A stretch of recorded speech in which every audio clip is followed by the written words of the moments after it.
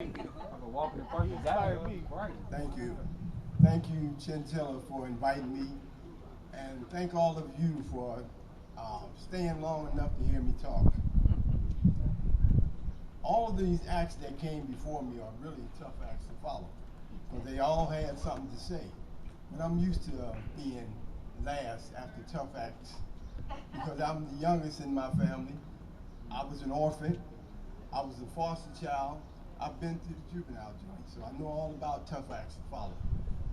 But by way of proper introduction, my name, Chinchilla, is Salim Barlow. Oh my goodness. Salim means one who maintains a peaceful state and one who brings peace. So wherever you see me, peace follows. I am so sorry. I knew something was wrong when I was saying Samuel. I was like, I don't remember saying that before, but anyway, I am so sorry. Let's get up to Celine Barlow, everybody. Yeah.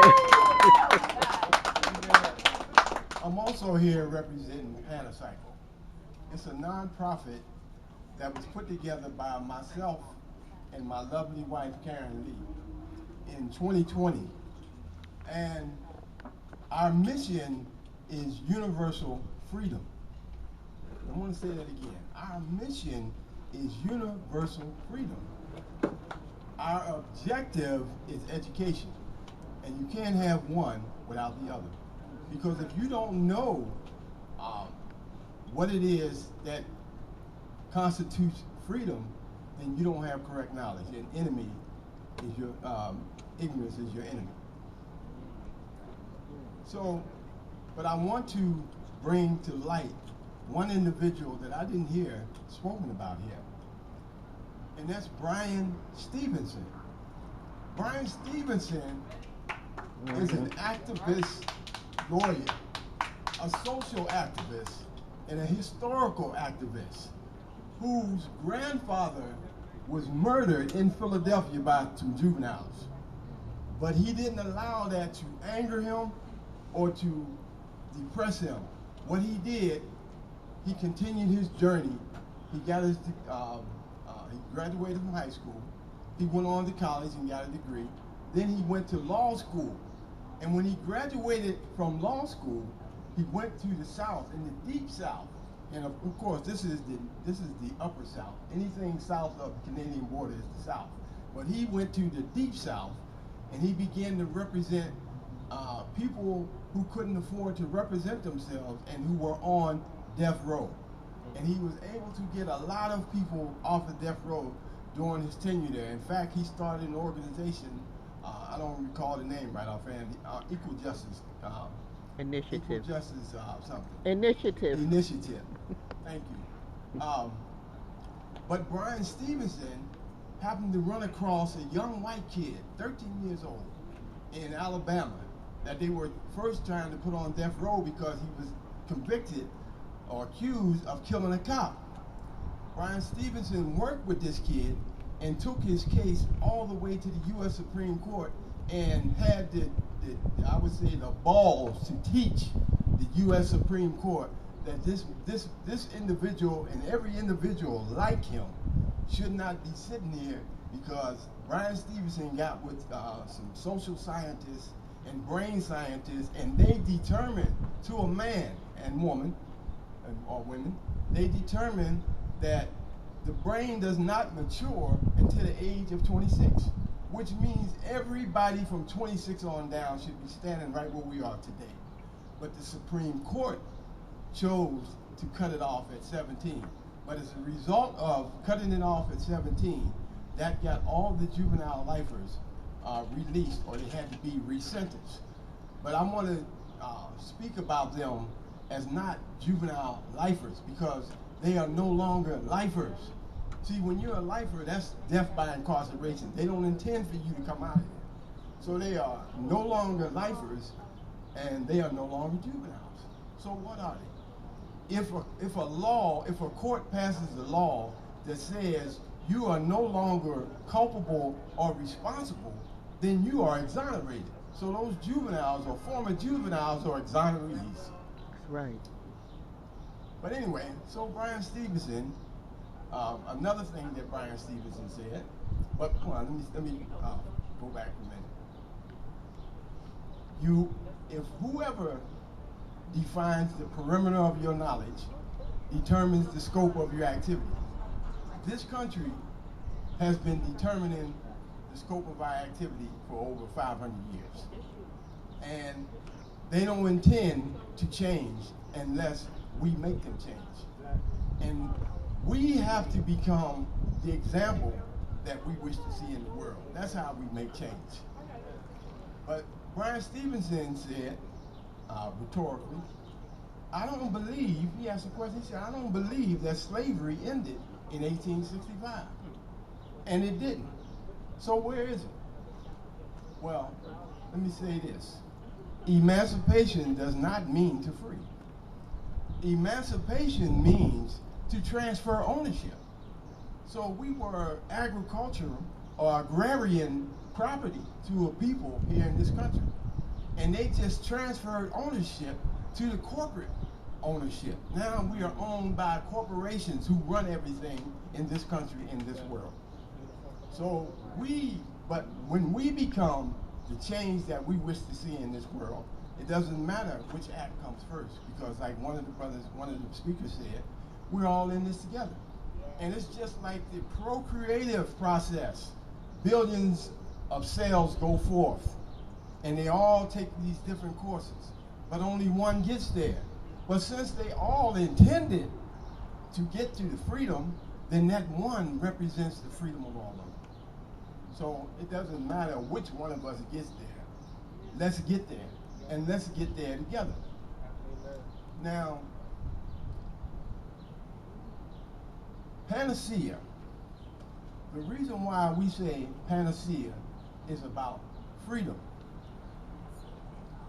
Freedom and slavery are incongruent. They don't match. They cannot exist on the same plane. You cannot be a freed slave or an enslaved free man. You just can't. They can't exist on the same. So we're saying we are going to work not only to our elders or with our elders, but with the ones our age and with the youth, because it's generational. When we look at these prisons, anytime they sit down and design a prison, that prison is designed to last for 100 years. In the way we calculate generations is 20 years. That's 5 generations. That's 5 generations of somebody making a paycheck off of our children by the things that they've designed to trap us into these little enclaves here. We didn't take the trees off the streets. We don't have the absentee landlords coming in saying who can or cannot live next to us. We're not re-gentrifying these cities, so who is doing all this? Those same individuals, like the brother said, those individuals are the ones who should be brought up before the law and charged and tried and convicted and punished. But of course, that hasn't happened yet. Why? Because nobody has ever been arrested, charged, tried, convicted, or punished for slavery. That's right. So as long as all of that reality still exists, as long as that reality does not go away, then you will have situations like a former orphan sitting in prison for 51 years. I used to tell myself, I've never shot a gun, I've never stabbed anybody, I've never hit anybody over the head. Why am I sitting in prison, death by incarceration, for 51 years?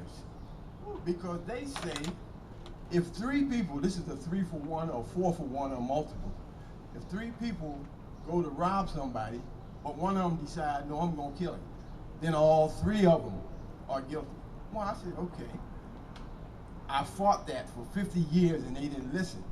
But the moment that the formerly known juvenile lifers got a play, I said, aha, now I got a voice.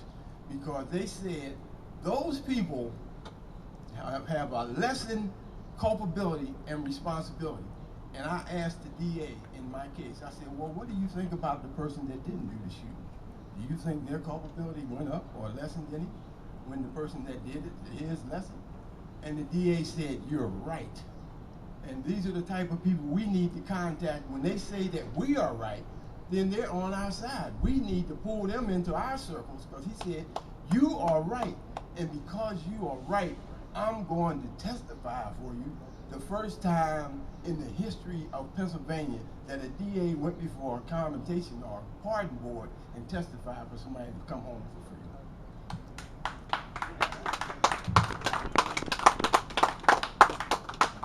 So the two things, or several things that we're working on in Panasonic, I'm sure many here are working on similar things. But one of the things we want to bring to light is that in 1986, the U.S. Congress took it upon themselves, after listening to presidents say that there's a war on drugs. And we know to today that there's never been a war on drugs. There's a war on communities. So the U.S. Congress passed a law saying that 100 to 1 for cocaine, powder cocaine, and crack cocaine. Now, 80% of the people who were using crack were from these communities that we know about. They had the same color skin that we had. And the ones who were arrested for powder cocaine, they were from other communities. But the problem, the point is, if I had so much crack, I get 5 years, mandatory. And a guy, say if I had 5 grams, and a guy that had 500 grams of cocaine got the same amount of time that I did. Why wouldn't I get 500 times less than him? Why wouldn't I get 100 times less than him? How can I, cocaine is the same whether you cut it with soap powder or you cook it with baking soda. Cocaine is cocaine. So that's one of the things we're working on, because if they did not extend they changed the law to read 18 to 1 now, as if that's something. It still should be 1 to 1. But if they did not extend that courtesy to all the states, then they are in violation of their own law, meaning that anything that pertains to federal law applies to the states through the 14th Amendment for anybody that knows law. So that's one of the things. We can possibly bring thousands of people home just on that. And if they didn't extend it to the states, why? Why didn't they? Why would they go against their own law when they know these are learned jurors, these are learned lawyers, and they know that if you pass anything federal, the states can get it through the 14th Amendment. But that's just one group. The second group that we think can come home shortly are those who were the co-defendants of a so-called juvenile life. And they were the non-shooter. They should be home right now. They shot nobody. They killed nobody. The person that killed somebody is home. And they told him, well, you have a lesser in culpability. You don't have any more responsibility. You're an exoneree. This other guy, and this other person that's still sitting in there should be home too. So that's the second thing that we're dealing with. The third thing is we want to educate people on the reality that slavery has not ended. Slavery, nobody can give you slavery. It's like, let me quote the Constitution. Inalienable rights. Inalienable means something that you can't give away and it can't be taken from you. So we're under an illusion that freedom has been taken from us. And we're allowing the people over us to keep pressing this illusion down on top of us. What they do is they use these window dressers for democracy, these sports figures, he's getting millions. Well, everybody's not getting millions. Who cares about one person getting millions when hundreds of thousands are dying every day in the street? So they use these people to have our youth running after them. And they said themselves, as one corporate executive said, We create the Joneses, and then we create somebody to run after them. So we have to put our fight on another level. And I want you to pay close attention to this because I had to write it down to make sure I didn't forget none of this.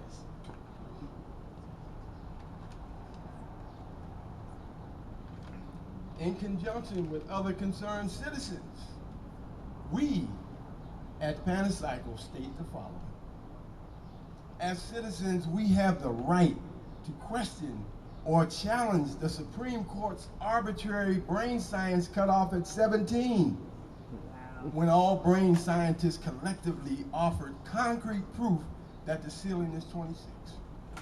Who are they when the scientists said it's 26? Who are they to say different? 2, we believe that all claims of innocence should have access to public airing, just as public trials are aired. You don't have to wait. Why do you have to wait 10, 20, and 30 years before somebody hearing your story? If you have a claim of innocence, somebody should hear your story right now. What does it cost to air your story? There are people who are getting paid millions to put you in jail. Why can't people pay thousands just to hear your story? As citizens, we demand that the legislature, the courts, and or the president rescind the non-factual cocaine disparity law, prompting the release of thousands. We demand the immediate release of all non-shooters, where juvenile co-defendants were absolved of culpability. The government demands our DNA for a public database. We demand access to those public databases as well, where it can free the innocent. The government uses confidential informants to convict, contrary to the right to confrontation. You don't get somebody secretly informs on you. You don't get the right to confront them. Where did they get that from? That's against the Constitution. We demand protection for our constitutional right to confront by demanding that those files be open, available, and confrontable. Businesses and gatherings across the country are reopening post-COVID. We call for the reopening of visitation all across the country, county, state, and federal prisons. Immediately, not next week, not next year. The country is opening. Are they not citizens? Are they not part of this country?